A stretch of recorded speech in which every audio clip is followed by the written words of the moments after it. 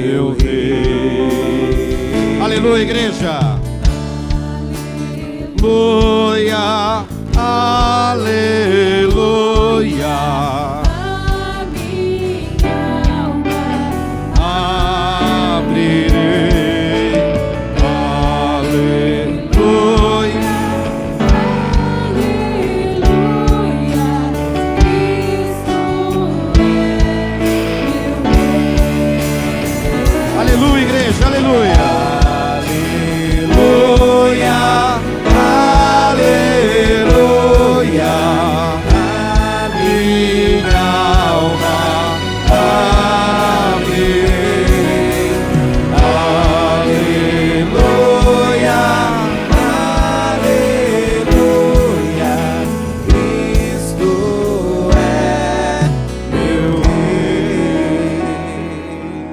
Santo Evangelho, Mateus capítulo 22, versículo 1 ao 14. Mateus capítulo 22, versículo 1 ao versículo 14. Quem está sem Bíblia, se aproxime do irmão, da irmã que está com a palavra de Deus. Todos acompanhando a proclamação da palavra, irmãos. O Senhor esteja convosco. Ele está no meio de nós. Proclamação do Evangelho de Jesus Cristo segundo São Mateus. Glória a vós, Senhor. Jesus tornou a falar-lhes por meio de parábolas. O reino dos céus é comparado a um rei que celebrava as bodas de seu filho. Enviou seus servos para chamar os convidados, mas eles não quiseram vir. Enviou outros ainda, dizendo-lhes: dizei aos convidados que já está preparado o meu banquete. Meus bois e meus animais cevados estão mortos. Tudo está preparado. Vinde às bodas. Mas se importarem com aquele convite, foram-se um a seu campo e outro para seu negócio. Outros lançaram mão de seus servos, insultaram-nos e os mataram. O rei soube, indignou-se em extremo. Enviou suas tropas, matou aqueles assassinos e incendiou-lhes a cidade. Disse depois a seus servos: a festa está pronto, mas os convidados não foram dignos. Ide às encruzilhadas e convidai-os para as bodas todas quantos achardes. Espalharam-se eles pelo caminho e reuniram todos quantos acharam, maus e bons, de modo que a sala do banquete ficou repleta de convidados. O rei entrou para vê-los e viu ali um homem que não trazia a veste nupcial. Perguntou-lhe: meu amigo, como entraste aqui sem a veste nupcial? O homem não proferiu palavra alguma. Disse então o rei aos servos: amarrai-lhe os pés e as mãos e lançai-o às trevas exteriores. Ali haverá choro e ranger de dentes, porque muitos são os chamados e poucos escolhidos. Palavra da salvação. Glória a vós, Senhor. Que pelas palavras do Santo Evangelho sejam perdoados os nossos pecados. Beije o Santo Evangelho, meu amado, minha amada. E vamos cantar para Jesus. Se voltem para o altar novamente. E vamos cantar para o Senhor. Bendito seja o nome do Senhor.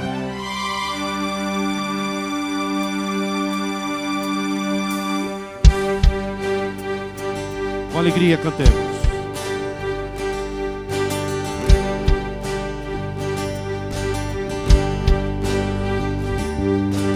Glória, rompendo em glória, de glória em glória, reflete a glória. A igreja vem com aquele que brilha mais que a luz do sol, dissipando as trevas, destruindo o mal. A sua face é um refletor de glória, o céu derrama glória, porque a igreja vem arrebentando com as portas do inferno, com barulho de milagre levantando um exército de vidas. É a igreja santa, aqui perseguida. Canta lá, igreja. Tentaram acabar com a nossa igreja. Tentaram acabar com a base da igreja. Sem a igreja o que acontece? Sem ela a terra não povoaria o céu. A terra não teria força. Ela não teria força pra adorar. Não haveria missionário em todo lugar. Mas o plano não deu certo. É lindo esse louvor, igreja. Não, tentaram nos calar matando alguns irmãos. Mas nada adiantou, igreja. Mas nada adiantou, surgiram mais cristãos. Louvando como Paulo e Silas. Louvando como Paulo e Silas na prisão. Movendo o grande céu, estremecendo o chão. Assumindo a missão. O plano do Senhor é o que prevaleceu. Há mais de 2000 anos a igreja só cresceu. Jesus é a cabeça e nos ensina a trabalhar. A base é muito forte e nada pode abalar. Por isso que o inferno vive a chorar. A igreja não descansa, o tempo todo está lá. Brilhando em toda parte a igreja vem. Quebrando cativeiros pra salvar alguém. A igreja vem. A igreja vem como aquele que brilha mais que a luz do sol, dissipando as trevas, destruindo o mal. A sua face é um refletor de glória. O céu derrama glória, porque a igreja vem arrebentando com as portas do inferno. Aleluia. Com barulhos de milagre, levantando um exército de vidas. É a igreja santa, aqui perseguida.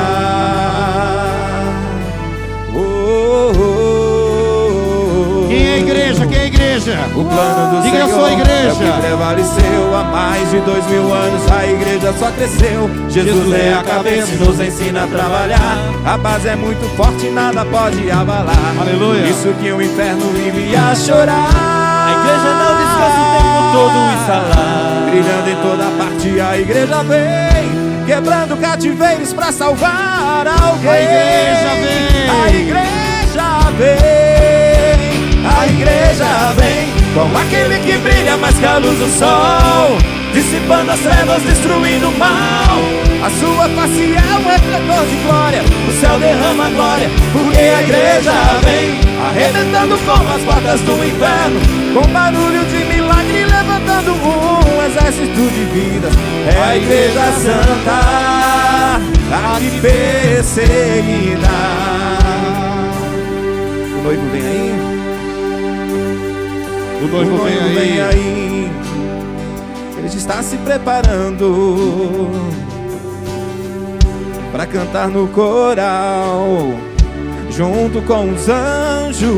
Glória, o noivo vem aí, rompendo em glória. Ele está te convidando glória em para glória. cantar no coral Mete a junto com os glória. anjos, junto com os anjos, junto com os anjos. A igreja vem dissipando as trevas, destruindo o mal. A sua face é um refletor de glória, porque a igreja vem arrebentando com as portas do inferno.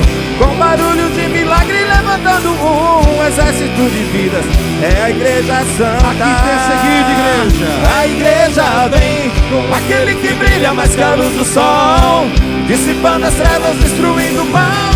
A sua face é um refletor de glória. O céu derrama glória, porque a igreja vem arrebentando com as portas do inferno. Com barulho de milagre, levantando um exército de vidas. Igreja é a igreja santa, aqui perseguida. Aleluia, aleluia, aleluia, aleluia, glória a Deus. Sentados, amados. Irmãos, quem é a igreja? Quem é a igreja? Hã? Quem é a igreja? Algumas pessoas, quando fala de igreja, as pessoas, algumas, não todas, é claro, algumas pessoas acham que a igreja é o templo, é a casa de oração. Mas, no início do cristianismo, até o século IV, irmãos, olha lá, até o ano 313, não havia igreja, templo, assim, olha, palpável. Porque os cristãos, eles eram perseguidos. Nossos pais na fé foram perseguidos. Então, no início do cristianismo, quando se falava da igreja, não se falava de igreja templo. Se falava da igreja, povo do Senhor. que somos nós. Quando eu falo canta a igreja, não estou pedindo que a igreja, imagina, o telhado, as lâmpadas, as pedras. Nós precisamos de um templo, sim. Mas a igreja está reunida quando se encontra em nome de Jesus.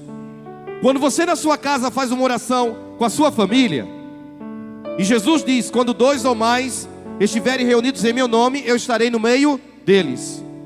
Então a igreja está presente quando os discípulos de Jesus, quando os seguidores de Jesus estão reunidos em oração.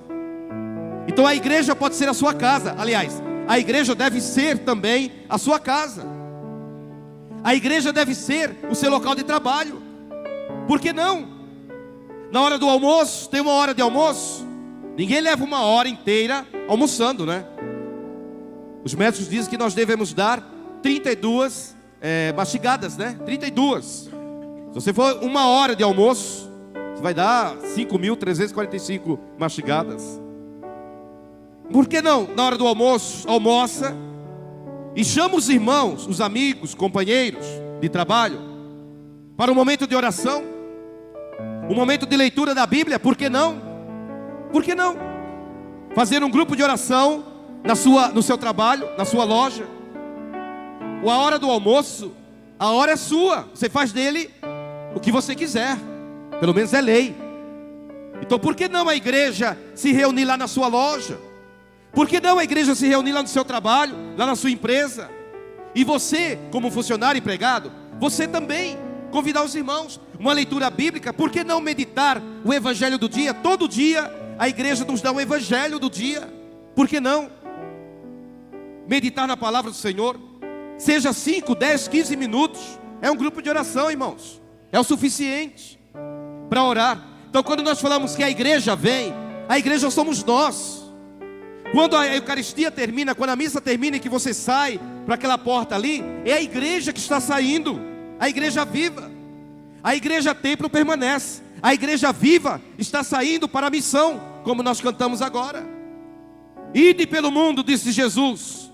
Capítulo 28 do Evangelho de Mateus. Ide pelo mundo, proclamai o Evangelho a todas as criaturas. Todas as criaturas. Eu não escolho criatura para pregar o Evangelho. O cristão que escolhe casa para ir.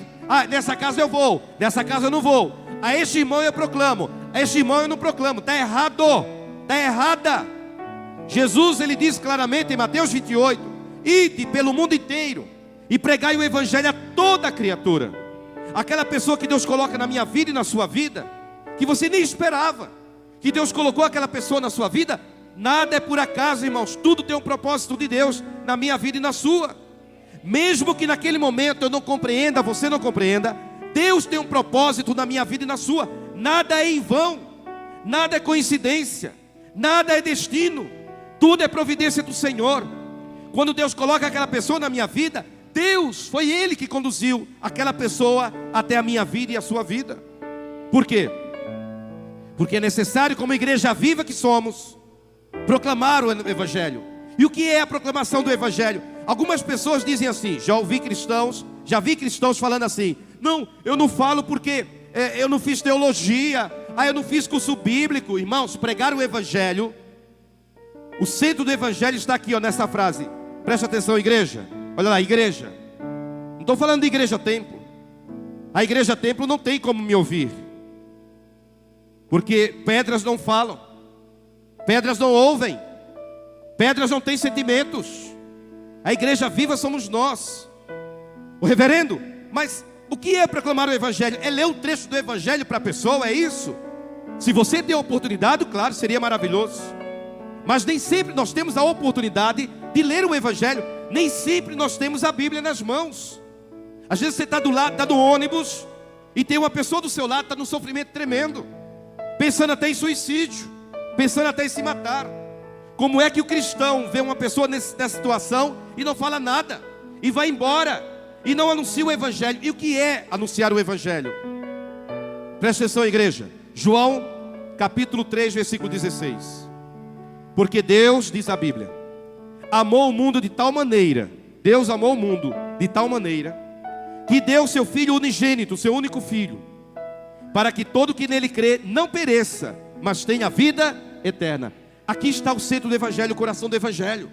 É você chegar para uma pessoa e falar assim para aquela pessoa: olha, João, Maria, José, Deus, Ele te amou tanto, mas Ele te amou tanto, tanto, mas tanto, que Ele mandou seu filho, seu único filho unigênito, Jesus, para morrer na cruz por você, para te dar a vida eterna, para comprar a tua salvação. Então você é importante para Deus, você é precioso para Jesus. Isso é anunciar o Evangelho. Como o cristão pode chegar para mim e falar assim: olha, eu não falo porque eu não fiz curso bíblico, porque eu não fiz. Fale do Evangelho a partir da sua experiência com Jesus. Fale do que Ele fez na sua vida. Quando a pessoa está sofrendo, a pessoa não quer palavra bonita não, irmão. Não quer não. Quando a pessoa está sofrendo, ela quer palavra sincera, palavra que toque ao coração. Ela quer um aperto de mão, ela precisa de um abraço, ela precisa de um sorriso, ela precisa que alguém anuncie para ela que ela é importante. Olha, apesar de você estar nessa cama, apesar de você estar nesse hospital, apesar de você estar desempregado, apesar de você estar deprimido, você é precioso, você é preciosa para Deus. Coragem, levante a cabeça. Isso é anunciar o Evangelho. É você levar uma palavra de conforto, de esperança. Esse louvor diz tudo. A igreja vem. O mundo espera de nós, irmãos. O mundo espera de nós. Imagina, se todos nós que estamos aqui na igreja, que ouvimos essa palavra, que cantamos este hino, saíssemos daqui da igreja hoje, determinados, vou sair da igreja hoje, vou procurar uma pessoa que está precisando de Jesus, uma pessoa que está precisando do Senhor, e eu vou visitar essa pessoa, e eu vou ligar para essa pessoa, e eu vou dar um abraço nessa pessoa, e vou falar para essa pessoa que ela é preciosa aos olhos de Deus. Isso é ser igreja, amado, amada. Isto é a igreja viva do Senhor. Por isso que a igreja não pode ser morta. As pessoas têm que entrar aqui e sentir o calor do amor de Deus. As pessoas têm que entrar aqui e sentir alegria, gostinho de quero mais. Elas vão embora já pensando: olha, qual é a próxima Eucaristia? É domingo? Meu Deus, falta muito tempo ainda. Isso é igreja. Não é igreja quando você entra e sai da igreja do mesmo jeito. E pior, às vezes quando você sai machucada, não pode. Se igreja é hospital, nós temos, irmãos, olha igreja, olha para cá igreja. Quando eu falo igreja, é igreja povo. Nós temos o melhor remédio aqui no altar. Você entendeu isso? O melhor e maior remédio está no altar. Você vai tomar esse remédio hoje. Por isso que eu amo essa igreja na qual eu me encontro. Eu não tenho dúvida nenhuma que o Espírito Santo de Deus está aqui. E eu sou muito feliz. Por quê? Porque aqui todos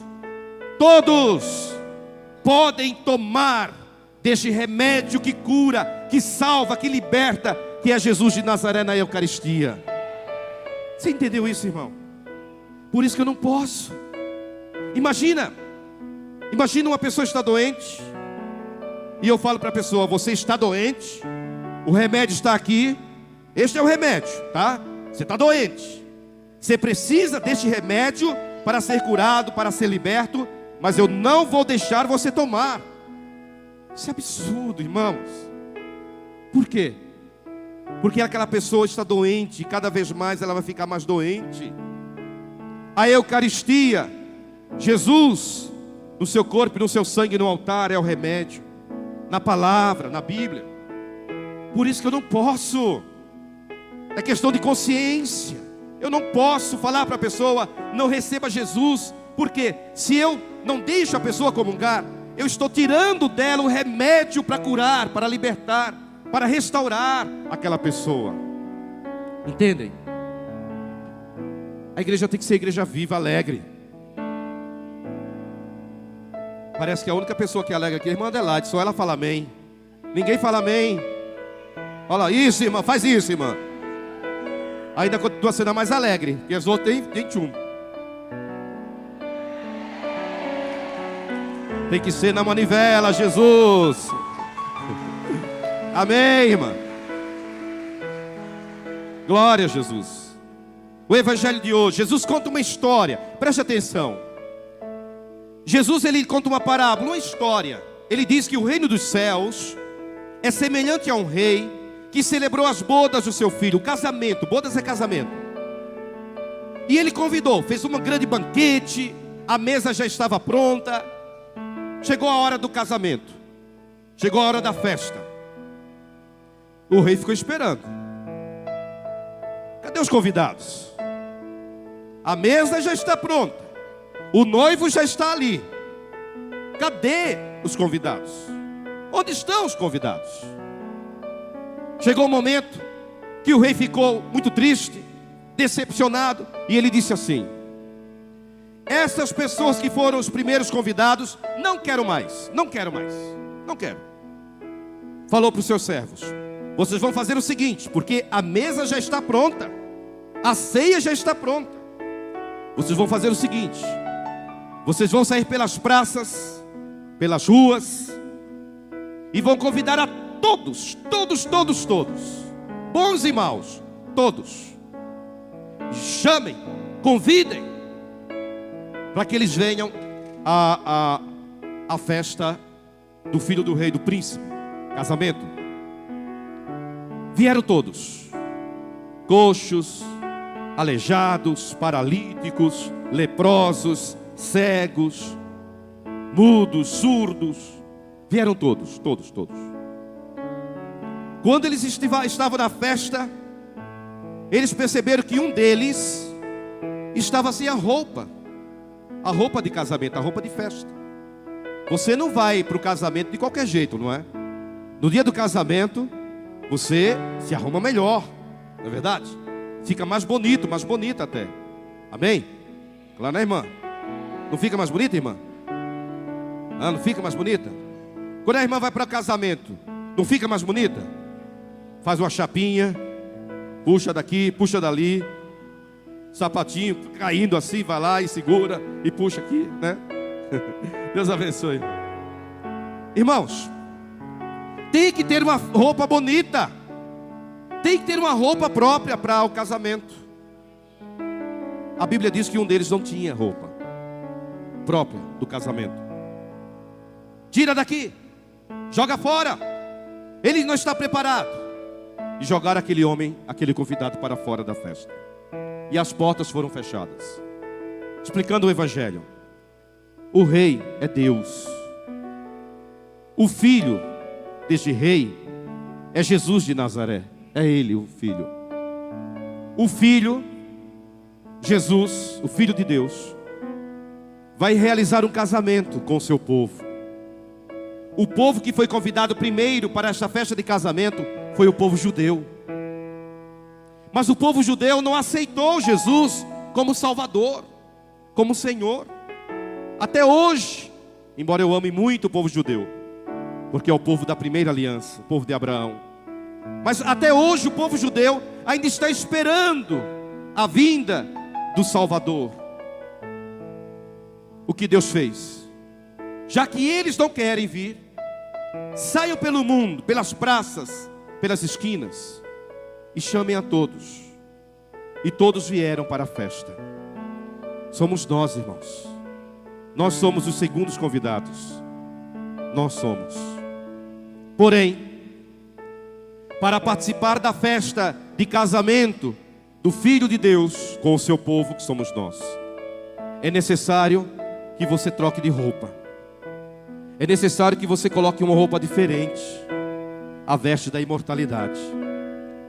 São Paulo nos ensina em 2 Coríntios, capítulo 5, versículo 17. Ele diz: quem está em Cristo é uma nova criatura.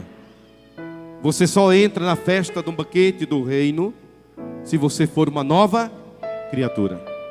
Se você vem para a igreja, sai da igreja, vem para a Eucaristia, sai da Eucaristia, vem na igreja, sai da igreja, e você continua sendo aquela criatura lá do passado, aquela criatura má, aquela criatura arrogante, aquela criatura prepotente, aquela criatura invejosa, aquela criatura fofoqueira, aquela criatura que não consegue perdoar, não consegue compreender, aquela criatura terrível lá do passado. E você vem à igreja, sai da igreja, entra na igreja, sai da igreja, e você continua sendo aquela velha criatura. Irmão, irmã, desculpa, você não vai entrar no reino do céu. A decisão é sua, a decisão é minha. Por que vocês acham que nós usamos esta roupa? Por quê? Para mostrar que o que acontece aqui na igreja é algo diferente. Não é o comum do dia a dia, é algo diferente. Você tem que pedir ao Senhor hoje na Eucaristia uma veste nova. Não queira ficar costurando, remendando a sua roupa, ou seja, a sua vida. Não queira remendo na sua vida, meu irmão. Resolva de uma vez. Às vezes você precisa resolver situações na sua vida, e você fica protelando, fica fazendo costuras, fica fazendo remendos. A sua vida é cheia de remendos. Ou seja, está um remendo aqui, outro remendo ali, outro remendo ali. É na sua vida afetiva, é na sua vida profissional, é na sua vida espiritual, é na sua vida familiar, é na sua vida financeira. Você é uma pessoa cheia de remendos. Uma pessoa cheia de remendos, ela não vai a lugar nenhum. Você tem que não pedir remendo. Não. Peça ao Senhor uma roupa nova. É isso que você tem que pedir a Jesus hoje. Jesus, eu quero uma roupa nova. Ou seja, eu quero uma vida nova. Está escrito em 2 Reis, capítulo 20, versículo 1. Para terminar o sermão, preste atenção, igreja. Havia um rei chamado Ezequias. Ele estava numa cama. Ele era o rei de Judá. Ele morava em Jerusalém, que era a capital do reino de Judá. Ele estava numa cama, morrendo. Ele sabia que ia morrer. Ele sabia. O profeta Isaías entrou no quarto de Ezequias. Falou: Ezequias, tio, Ezequias, acorda. Eu quero falar uma coisa para você, Ezequias. Ezequias abriu os olhos, olhou para o profeta, e o profeta disse assim: Ô Ezequias, põe em ordem a tua casa, tu vais morrer. Põe em ordem a tua casa, tu vais morrer. O que é colocar em ordem a casa, irmãos? Não é a casa física. A casa é a vida. O que o profeta estava falando para ele: Ezequias, acorda, Ezequias. Põe em ordem a tua vida, tu vais morrer. Deus virá te buscar. Como você vai se apresentar diante de Deus, Ezequias? Põe em ordem a tua casa, põe em ordem a tua vida. A Bíblia diz que Ezequias chorou, se voltou para a parede chorando. E a Bíblia diz que Deus viu as lágrimas de Ezequias, e Deus ouviu a oração de Ezequias. Para terminar, irmãos, coloque em ordem a sua casa, coloque em ordem a sua vida. Não queira remendo, não queira ficar remendando as coisas. Peça a Jesus: Jesus, eu quero uma roupa nova. Eu não quero uma roupa remendada. Não é quadrilha, não é festa junina. Eu não quero uma roupa remendada. Eu quero uma roupa nova. Por exemplo, quando rasga uma túnica, o que eu falo para as hostiárias: olha, está rasgada, não pode remendar. Não pode remendar. Tem que ser uma roupa nova, bonita, inteira. Irmão, você tem que estar na presença do Senhor inteiro. Você tem que estar na presença do Senhor inteira, não remendado, não remendada. Então veja na sua vida o que é que está remendado. Ou seja, o que é que falta na sua vida. Põe em ordem a tua casa, põe em ordem a tua vida. Talvez se reconciliar com alguém, você, com o seu marido, com a sua esposa, ou com o seu ex-marido, ou com a ex-esposa, com o seu filho, com o seu pai, com um amigo, com um companheiro de trabalho, que vocês trabalharam e você saiu daquela empresa e saiu com ódio dele. Ele até fez mal para você. Ele vai responder diante de Deus. Se reconcilia. Não vale a pena ficar levando aquele peso. Olha, irmão, olha para mim, igreja. Olha aqui, igreja. Até para quem está já olhando no celular. Olha aqui. Quanto mais peso você coloca sobre a própria vida, vai ficando assim, ó, cada vez mais encurvado. Vai chegar um momento que você não vai conseguir andar, de tanto peso que você mesmo colocou sobre você. Joga para fora. A Bíblia diz em Marcos, no Evangelho de Marcos, no capítulo 10, que havia um cego Bartimeu, não sabemos o nome dele. E o cego Bartimeu queria ser curado. E quando Jesus disse, chama ele aqui, falaram, cego, cego, Jesus está te chamando. A Bíblia diz que ele tinha uma capa, ele era muito pobre, tudo que ele tinha era uma capa. Ele tinha uma capa, e quando ouviu que Jesus estava chamando, o que ele fez? Ele jogou a capa fora. Sabe por quê? Aquela capa, aquele peso, você sabe, né? Capa, nós colocamos na época do frio, você coloca aquela manta, aquela capa. Aquela capa não tinha sido Deus que tinha colocado no ombro daquele homem, foi Ele mesmo que colocou. E muitas vezes na sua vida, irmão, na minha vida, nós mesmos colocamos capas, umas sobre as outras, e vamos ficando assim, ó, cada vez mais encurvado, encurvado, encurvado, e chega um momento que você não consegue mais se levantar. Então hoje tenha coragem, diante de Jesus, jogar a capa para fora. Despreza a capa. Essa capa tem muita coisa ruim lá do passado, pensamento ruim, experiências amargas do passado. Joga fora. Amém? Amém, igreja? Feche seus olhos um breve momento e diga assim para Jesus, Senhor Jesus. Toda a igreja, Senhor Jesus, eu preciso entrar na festa de casamento, mas eu preciso, Jesus, de uma veste nova, a veste de casamento. Senhor Jesus, eu preciso desta veste hoje. Eu quero jogar fora todos os remendos da minha vida. Eu quero uma veste nova. Eu não quero mais uma vida remendada. Eu quero uma vida nova, Jesus. Eu preciso. Amém, Senhor Jesus. Olha para quem está do teu lado e diga assim para ele e para ela: você também precisa de uma veste nova. Amém. Glória a Jesus.